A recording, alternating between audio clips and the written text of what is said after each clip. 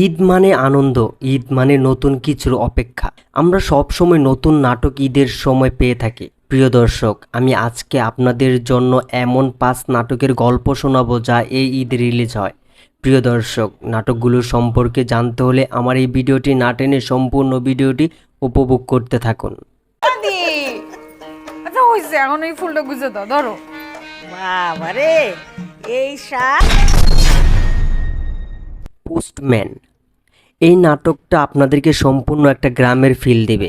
আপনারা যারা ঢাকা শহর থেকে গ্রামে যান নাই, কিন্তু নাটক দেখে গ্রামের আনন্দটাই নিতে পারবেন। এই নাটকের ব্যাকগ্রাউন্ড মিউজিকটা আপনাকে সম্পূর্ণ গ্রামের ফিল দিবে। এই নাটকটিতে রয়েছে কিছু কমেডি ডায়লগ যা আপনাকে হাসতে বাধ্য করবে। এই নাটকটিতে মুশফিক আর ফারহানের খুনসুটি কিছু অভিনয় যা আপনাকে মুগ্ধ করে তুলবে। এই নাটকটিতে আপনাকে সবচেয়ে বেশি আনন্দ দিবে মুশফিক আর ফারহানের চিঠি পড়ার সময় মুহূর্তটা। আপনারা হয়তো জেনে থাকবেন কিছুদিন আগে মুশফিক আর ফারহানের বৃদ্ধর একটা ছবি ভাইরাল হয়। এই সেই নাটক যা মুশফিক আর ফারহানকে চেনার উপায় থাকে না। প্রিয় দর্শক, নাটকটিতে কেয়া পায়েলের অভিনয়টা ছিল দেখার মতো। এই নাটকটা আপনারা যারা এখনও দেখেন নাই, সত্যি আপনারা মিস করবেন না। নাটকটা সবাই দেখবেন। মাহমুদ মাহিনের পরিচালনায় নাটকটিতে অভিনয় করেছেন মুশফিক আর ফারহান এবং কেয়া আক্তার পায়েল। লাগবে না, যদি চাই ফিরে আমার পোস্ট মাস্টারকে বলবেন। তাই হ্যাঁ, কারোই নাই। আমি তো তোমার ছাড়া বাঁচবো না। একটি ভীষণ একা ছেলে। দিন শেষে সবাই একা।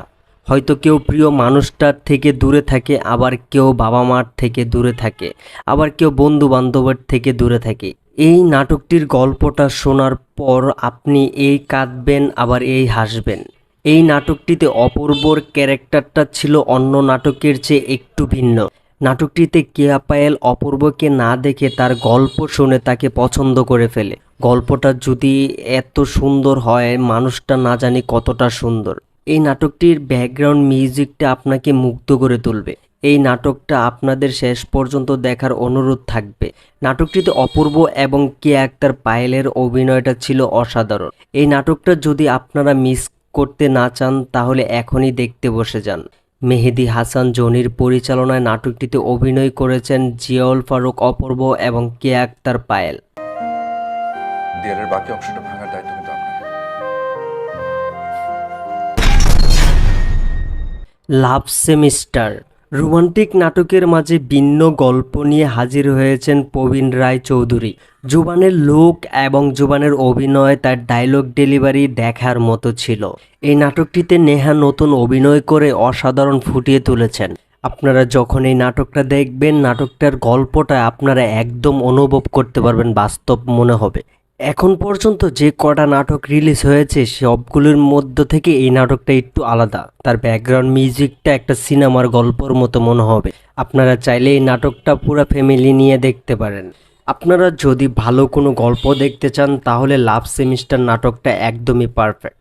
মিস করতে না চাইলে নাটকটা এখনই দেখতে বসে যান। থাকা হতো না, কথা বলা হতো না।